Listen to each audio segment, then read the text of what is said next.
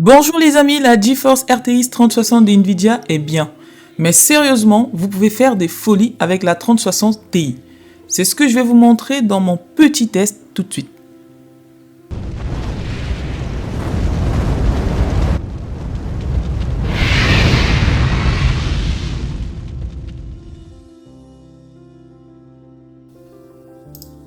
Je sais, il est difficile d'être enthousiasmé par les nouvelles cartes graphiques quand il y a une pénurie de puces et que les scalpers et les crypto-mineurs s'emparent de tout le stock avant que les anciens consommateurs ordinaires puissent les acheter.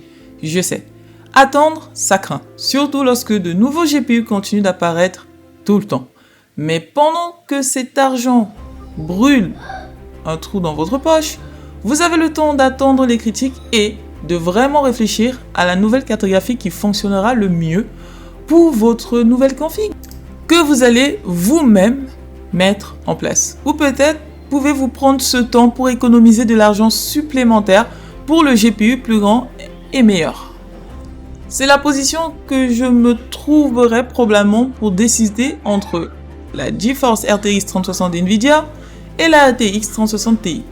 Si le stock de RTX 3060 est disponible et vous pouvez facilement vous le permettre, je prendrai la version Ti sur la base 3060 en un clin d'œil. La RTX 3060 n'est pas une mauvaise carte. Elle offre de superbes performances 1080p et 1440p dans la majorité des jeux et peut atteindre plus ou près de 60 images par seconde avec le ray tracing activé. Elle couvre beaucoup de terrain pour avoir des spécifications similaires à celle de son frère Ti plus mature. Mais la RTX 3060 Ti vous offre simplement de meilleures performances pour vos euros et cela dépend en partie de la spécification des deux cartes. Alors que la RTX 3060 dispose de 12 Go de RAM, mémoire vidéo, par rapport aux 8 Go de la 3060 Ti et même d'une horloge de suralimentation légèrement plus élevée que la Ti, le bus de mémoire 192 bits de la RTX 3060 la ralentit.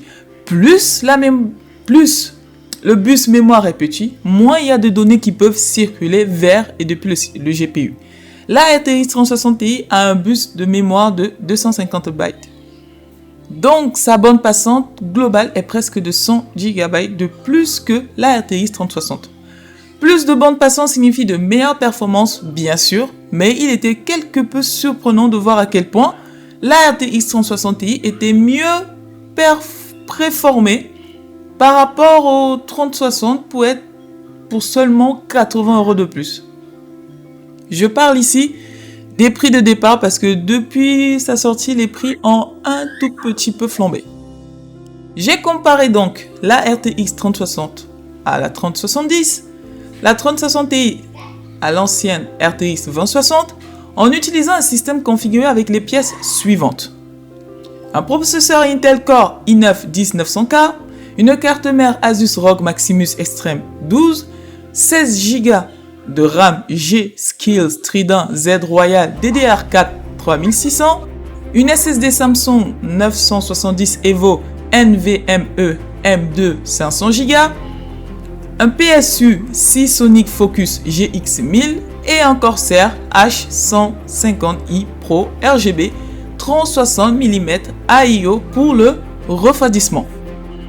La RTX avait en moyenne une avance de 5 à 15 IPS par rapport à la RTX 2060 en fonction de la résolution. Plus l'écart de fréquence d'image est élevé, plus la résolution est basse. C'est connu. La RTX 2060 coûtait 349 € lors de sa première sortie. Juste 20 € de plus que le prix de détail de la 3060.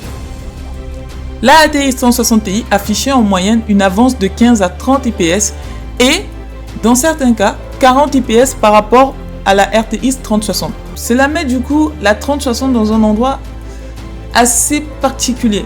Elle obtient de meilleures performances pour moins que la génération précédente, mais ce n'est pas suffisant pour faire un argument convaincant pour que quelqu'un avec une RTX 2060 puisse passer à la 3060. Dans ce cas, cet énorme écart de fréquence d'image avec la 3060 et la 3060 Ti rend en fait le choix encore plus difficile. Et honnêtement, à mon humble avis, il vaut mieux ajouter quelques euros pour avoir la 3060 Ti qui aura vraiment des performances meilleures par rapport à la nouvelle sortie 3060 tout court. De plus, il n'y a pas de Founder Edition de la RTX 3060, juste des cartes de partenaires comme Asus, MSI, etc. Ce n'est pas si terrible. Pour la plupart des gens que j'imagine, la carte examinée ici est EVGA. Et elle fonctionne très bien. Elle est même livrée avec le connecteur d'alimentation standard à 8 broches, contrairement aux versions Founder de RTX 3080, 3070 et 3060 Ti, qui ont un connecteur 12 broches svelte, mais ont besoin d'un adaptateur qui dépasse de la carte comme un serpent à deux têtes. Mais si vous préférez l'esthétique des cartes Founder d'NVIDIA, vous n'avez pas non plus de chance avec la RTX 3060 à cette fin également. Et pour compliquer davantage les choses, NVIDIA publie à nouveau la RTX 2060 pour aider à atténuer la pénurie de cartes graphiques. On ne sait pas quand cela se produira, mais il semble que cela placera la RTX 3060 dans une situation encore plus étrange. Quiconque recherche un GPU simple capable de gérer tous les jeux en 1080p et même quelques jeux en 1440p optera pour la RTX 2060 s'il est décemment moins cher que la RTX 3060.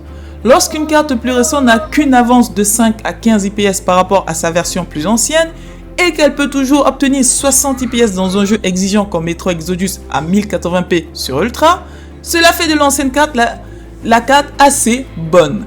La carte que les gens qui ont un budget serré se pencheront probablement pour la RTX 3060, au moins c'est ce que moi je ferais. Il aurait été peut-être plus logique de mettre un bus mémoire de 250 bytes avec 8 Go de RAM dans la RTX 3060 étant donné les performances accrues de la RTX 3060 Ti. Mais là encore, cela aurait peut-être augmenté un peu le prix et Nvidia voulait probablement atteindre un prix spécifique pour couvrir un plus petit segment de consommateurs qui pourraient être intéressés par la RTX 3060. Ou peut-être que Nvidia a délibérément créé cet écart de performance important.